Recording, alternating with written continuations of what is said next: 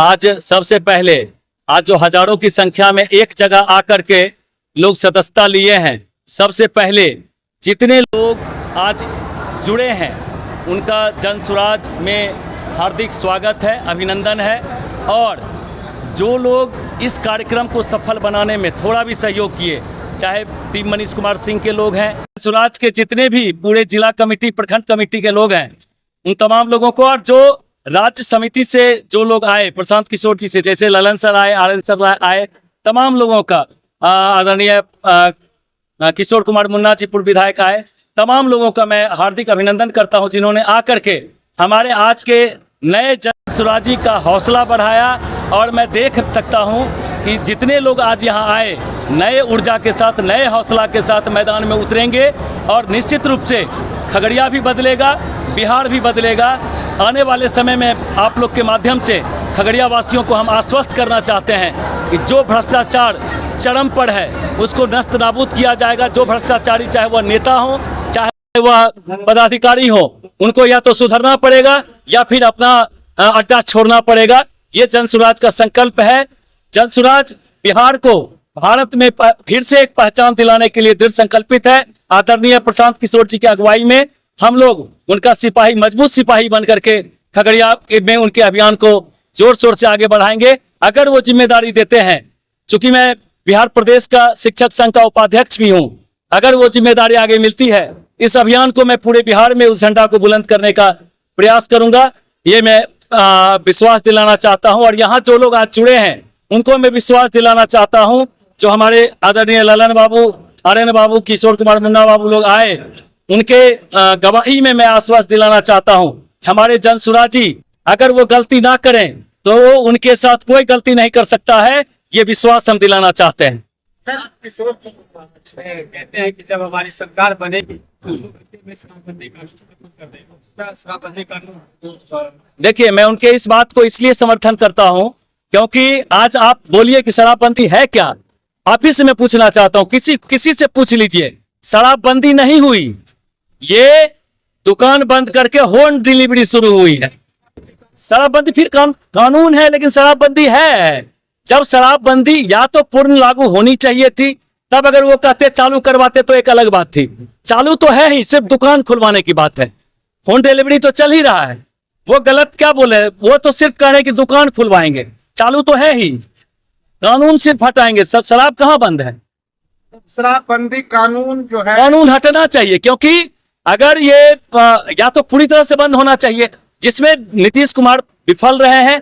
और आप देख लीजिए, पूरी दुनिया में जागरूकता से ही शराबबंदी की जा सकती है, नैतिक शिक्षा से ही शराबबंदी संभव है। दुकान बंद करके शराब बंद करना संभव नहीं है। आज देखिए, जिस कानून को अपराध को रोकने में लगना चाहिए, वो सारा का सारा कानून से जुड़े लोग शराब के पीछे लगे हुए हैं, और सरकार के लोग सारा शराब बेचने में लगे हुए हैं। कहते हैं कि प्रशांत किशोर जो है पार्टी नहीं, एक प्राइवेट कंपनी चला रहे हैं और बिहार भर में पिकनिक मनाते हुए चल रहे हैं। देखिए, विरोधी क्या बोलेंगे कि अच्छा काम कर रहे हैं, विरोधी क्या बोलेंगे, अच्छा काम कर रहे हैं। जिनको दर्द हो रहा है वो इस तरह की बातें कर रही है। आम लोगों से पूछिए, नेताओं की बात मत करिए, मेरी भी बात मत करिए, आम लोगों से पूछिए जाकर के। अगर 100 लोगों से पूछिएगा तो 80 लोग आपको कहेंगे कि प्रशांत किशोर जी एक बहुत बड़ी चीज लेकर के आगे चले हैं। और निश्चित रूप से मैं आपको विश्वास दिलाता हूं, अगर मेरे जैसे लोग उनके हाथों को मजबूत करने का काम करेंगे तो जितनी बातें वो बोल रही है वो धरातल पर आपको 2 साल के अंदर दिखेगा। जब बिहार में मुख्यमंत्री नीतीश कुमार है तो प्रशांत किशोर का टारगेट तेजस्वी यादव क्यों? नहीं, तेजस्वी यादव नहीं है उनका टारगेट, कोई व्यक्ति नहीं है उनका टारगेट।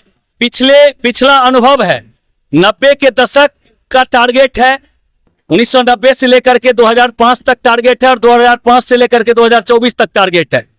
ये चीज जो गति रुकी है बिहार की, वो पूरे देश के अंदर जो बिहार का स्थान होना चाहिए दिन प्रतिदिन घटता चला गया है। उसमें सारे लोग दोषी हैं, कांग्रेस भी दोषी है जिनके सहयोग से 15 साल लालू जी का शासन रहा, भाजपा भी दोषी है जिनके सहयोग से जदयू की सरकार पिछले 18 वर्षों से है बिहार में।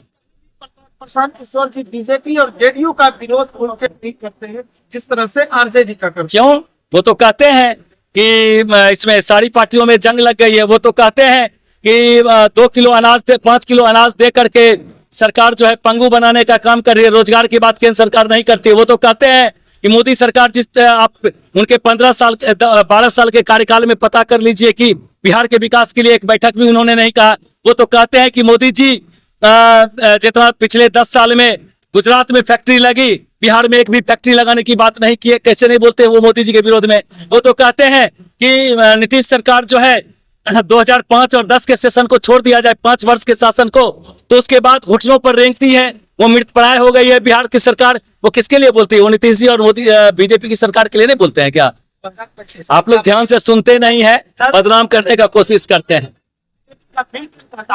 क्या कहना चाहेंगे? जिसके पेट में दर्द होगा क्या कहेगा कि बहुत अच्छा काम कर रहा है, मतलब मेरा विरोध कर रहा है।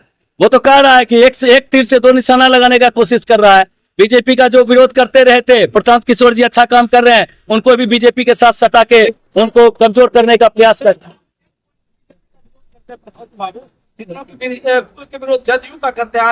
देखिए, अगर सही मायने में देखिएगा तो प्रशांत किशोर जी देश की राजनीति कर रहे हैं क्या? कभी भारत की बात करते उनके मुंह से सुना आपने क्या? वो बिहार की बात करते हैं। और बिहार के बदहाली में बीजेपी का सिर्फ इतना योगदान है कि वो नीतीश को सब दिन समर्थन करते रहे अपने केंद्र की सत्ता को बचाने के लिए। बीजेपी बिहार में सत्ता में आई है डायरेक्ट क्या? बिहार में जो सत्ता में आई है उसका विरोध करते हैं प्रशांत किशोर जी। बीजेपी जिस दिन सत्ता में आएगी उसका मैं कहता हूं विरोध होगा। बिहार को बर्बाद करने में जिन लोगों का जिस प्रकार से योगदान रहा है उनका विरोध हो रहा है।